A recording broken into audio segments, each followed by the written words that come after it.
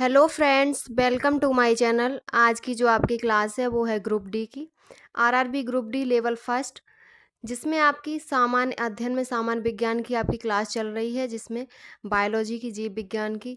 तो चलिए शुरू करते हैं आज की अपनी क्लास। सबसे पहले आप हमारे चैनल को सब्सक्राइब कर लीजिए और ग्रुप डी से संबंधित और भी सभी परीक्षाओं से संबंधित हमारे हमारे चैनल पर वीडियो उपलब्ध है। आप हमारे चैनल को सब्सक्राइब करके वहाँ वीडियो देख सकते हैं।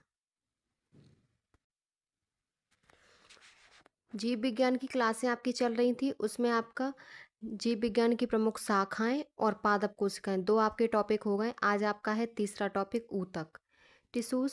सबसे पहले है जंतु ऊतक, एनिमल टिश्यूज। तो इसमें जो आपका पहला क्वेश्चन होगा वो है, इनमें से कौन सा ऊतक त्वचा के नीचे और आंतरिक अंगों के बीच पाया जाता है। ऑप्शन है आपके बसा ऊतक, पेशी ऊतक, तंत्रिका ऊतक और उपकला ऊतक। ये क्वेश्चन आपका दो बार पूछा हुआ है परीक्षा में है, एक बार आपका 2022 और एक बार 2018 में। तो इसमें जो ऑप्शन सही होगा वो है बसा ऊतक। ये ऑप्शन आपका करेक्ट है। ऊतक कोशिकाओं का समूह होता है जिसमें कोशिकाओं की संरचना तथा कार्य एक समान होते हैं। बसा ऊतक त्वचा के नीचे तथा आंतरिक अंगों के बीच पाया जाता है। यह एक प्रकार का ढीला संयोजी ऊतक है जो शरीर को इंसुलेशन प्रदान करने और प्रमुख अंगों की रक्षा करने के लिए वसा को संग्रहित करता है। तो आपका ए ऑप्शन करेक्ट है, बसा ऊतक। नेक्स्ट क्वेश्चन है आपका,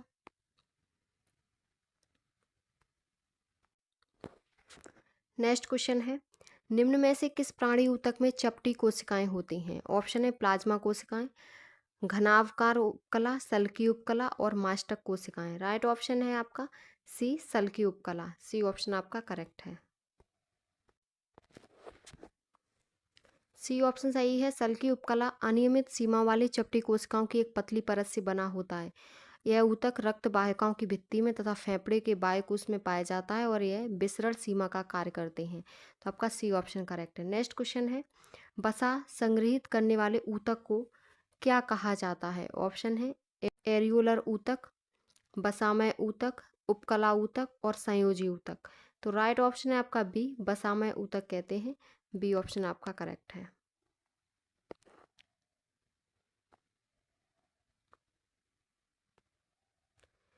वसा संग्रहित करने वाले ऊतक को वसामय ऊतक कहा जाता है और यह एक प्रकार का ढीला संयोजी ऊतक है जो शरीर को तपा अवरोधन प्रदान करने और प्रमुख अंगों की रक्षा करने के लिए वसा संग्रहित करता है।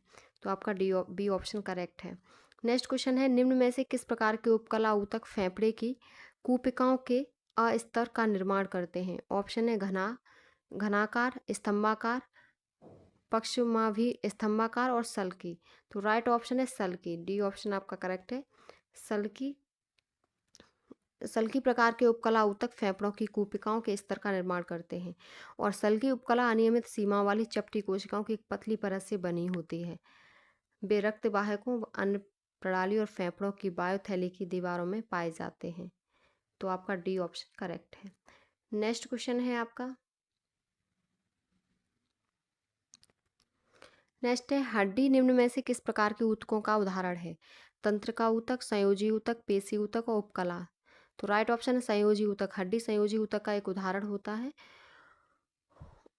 और ऊतक संरचना और कार्य में समान कोशिकाओं का एक समूह होता है। जंतु ऊतक चार प्रकार के होते हैं, उपकला, संयोजी, पेशी और तंत्रिका ऊतक। तो आपका बी ऑप्शन सही है, संयोजी ऊतक। नेक्स्ट क्वेश्चन है आपका, नेक्स्ट है, इनमें से कौन सा ऊतक ऊतक की मरम्मत में मदद करता है। ऑप्शन है उपास्थि, कंडरा या टेंडम जिसे बोलते हैं, एरियोलर और स्नायु, लिगामेंट। तो राइट ऑप्शन है आपका एरियोलर। एरियोलर ऊतक अंग के अंदर रिक्त स्थान को भरता है, आंतरिक अंगों की सहायता करता है और ऊतक को ठीक करता है। ये संयोजी ऊतक मांसपेशियों और त्वचा के बीच नसों और रक्त वाहिकों के आसपास और अस्थि मज्जा में पाए जाते हैं। तो आपका सी ऑप्शन सही है, एरियोलर। नेक्स्ट क्वेश्चन है आपका, नेक्स्ट क्वेश्चन है, निम्न में से कौन सा मानव शरीर के संचलन के लिए मुख्यतः उत्तरदायी है। तो आपका तंत्रिका और पेशी ऊतकों का संयोजन है जो वो उत्तरदायी होता है, क्योंकि पेशी ऊतक पेशियों का निर्माण करते हैं, इनमें संकुचन की क्षमता पाई जाती है। तो आपका बी ऑप्शन करेक्ट है। और तंत्रिका ऊतक का संयोजन और मानव शरीर के संचलन के लिए तंत्रिका और पेशी दोनों का संयोजन उत्तरदायी होता है। तो आपका बी ऑप्शन करेक्ट है। नेक्स्ट क्वेश्चन है आपका, उन कोशिकाओं के समूह को जिनकी उत्पत्ति और संरचना समान होती है और जो एक विशेष कार्य करने के लिए विशेषज्ञता प्राप्त होते हैं। उदाहरण के लिए शरीर में मांसपेशियों की कोशिकाएं उन मांसपेशियों को बनाती हैं जो शरीर की गति से संबंधित है। उसे क्या कहा जाता है? ऑप्शन है मांसपेशी, ऊतक, फ्लोएम और रेशे। राइट ऑप्शन है आपका बी, फ्लोएम, वो ऊतक। बी ऑप्शन आपका सही है, ऊतक कहा जाता है। और ऊतकों के अध्ययन की जो शाखा होती है हम उसे हिस्टोलॉजी कहते हैं। तो आपका बी ऑप्शन करेक्ट है, ऊतक। नेक्स्ट क्वेश्चन है, नेक्स्ट है रक्त और हड्डियां किसके उदाहरण हैं? ऑप्शन है संयोजी ऊतक, एपिथेलियम ऊतक, मेरिस्टेमेटिक ऊतक और तंत्रिका ऊतक। राइट ऑप्शन है आपका संयोजी ऊतक, कनेक्टिव ऊतक के उदाहरण, टिश्यू के उदाहरण होते हैं रक्त और हड्डियां, और जिनकी उत्पत्ति एक समान हो तथा वे एक विशेष कार्य करती हों। कोशिकाएं मिलकर ऊतक का निर्माण करती हैं। और रक्त और हड्डियां संयोजी ऊतक के उदाहरण हैं। जंतु के शरीर को ढकने या बाह्य रक्षा प्रदान करने वाले ऊतक एपिथीलियम, और मस्तिष्क, मेरुरज्जु तथा तंत्रिका सभी तंत्रिका ऊतकों की बनी होती है। तो आपका ए ऑप्शन करेक्ट है, संयोजी ऊतक। नेक्स्ट क्वेश्चन है आपका, निम्नलिखित में से कौन सा एक संयोजी ऊतक है? ऑप्शन है संवहनी बंडल, त्वचा, हड्डी और ऊतक की छाला। भी ऊपर ही क्वेश्चन किया तो हड्डी है। सी ऑप्शन आपका करेक्ट है। अगला क्वेश्चन है, कौन एक संयोजी ऊतक है? कोलेनकाइमा, रक्त, स्क्लेरेनकाइमा, पेरेनकाइमा। तो राइट ऑप्शन है आपका रक्त। रक्त एक संयोजी ऊतक है। बी ऑप्शन आपका करेक्ट है।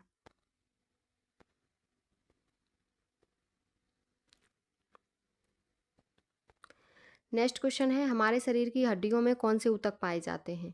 तो हमारे शरीर की हड्डी में संयोजी ऊतक पाए जाते हैं। सी ऑप्शन आपका करेक्ट है। नेक्स्ट क्वेश्चन है, मुंह की परत किसकी बनी होती है? तो मुंह की परत पपड़ीदार उपकला की बनी होती है। स्क्वैमस एपिथीलियम की बनी होती है। और एपिथीलियम उपकला ऊतक अंगों की बाहरी पतली परत तथा आंतरिक अंगों के भीतरी स्तर का निर्माण करते हैं। तो सी ऑप्शन आपका करेक्ट है। नेक्स्ट क्वेश्चन है आपका,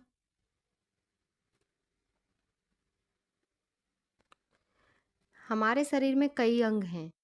निम्नलिखित में से कौन सा अंग सबसे बड़ा है? पेट, गुर्दे, त्वचा और दिमाग। तो त्वचा सबसे बड़ी है क्योंकि वो पूरे शरीर में फैली होती है त्वचा। त्वचा सबसे बड़ा अंग है शरीर का।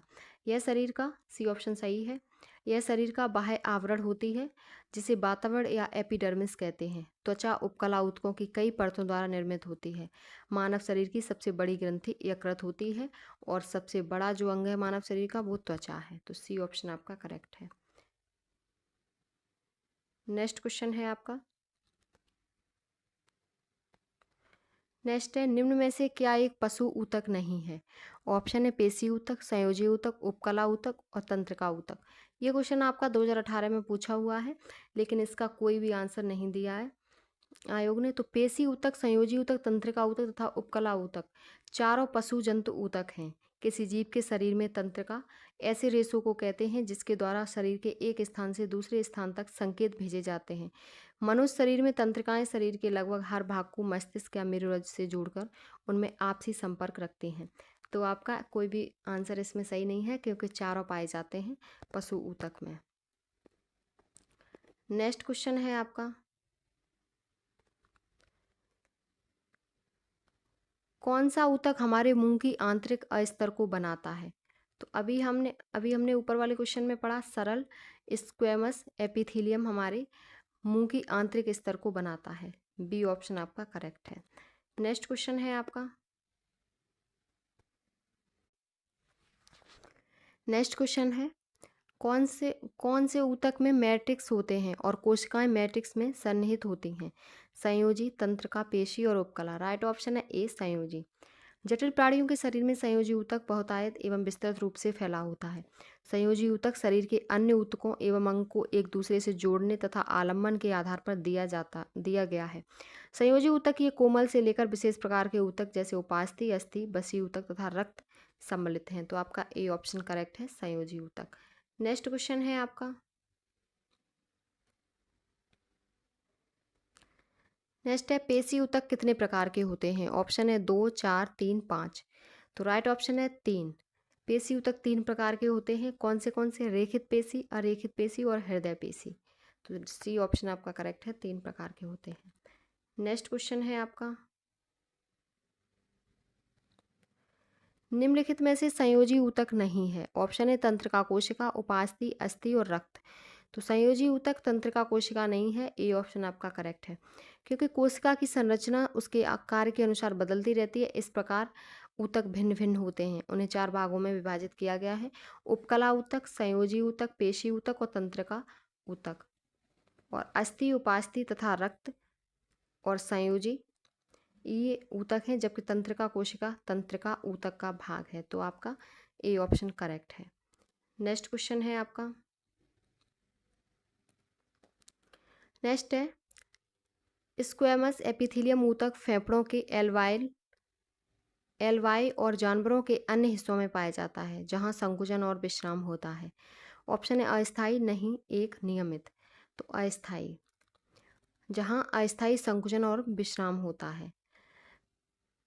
स्क्वैमस एपिथेलियम ऊतक फेफड़ों के एलवाई और जानवरों के अन्य हिस्सों में पाया जाता है जहां अस्थायी संकुचन और विश्राम होता है।